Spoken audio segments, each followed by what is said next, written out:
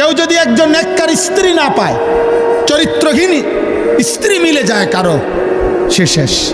আর কেউ যদি নেককার একজন বিবি পায়, গোটা পৃথিবীর সবচেয়ে বড় নিয়ামত সেই পায়। এই পৃথিবীর বাকি সম্পদ কুটিবার পাওয়ার চাইতেও একজন পবিত্র, নেককার, চরিত্রবান, পর্দানসীন, সতী সাধ্যী স্ত্রী মিলে যাওয়া, আল্লাহর কসম, এটা জীবনের সবচেয়ে বড় প্রশান্তি, সবচেয়ে বড় আনন্দ, সবচেয়ে বড় সান্ত্বনা। আর সেটা মিলবে না বাপ।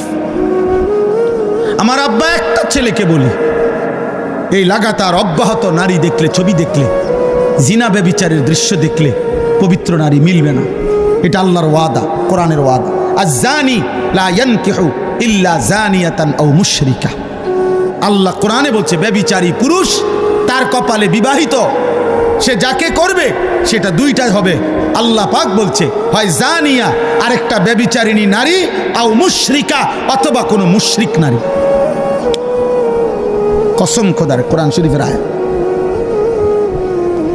ওয়াজ-জানিয়াতু লা ইয়ানকিহুহা ইল্লা জানিন আও মুশরিকুন।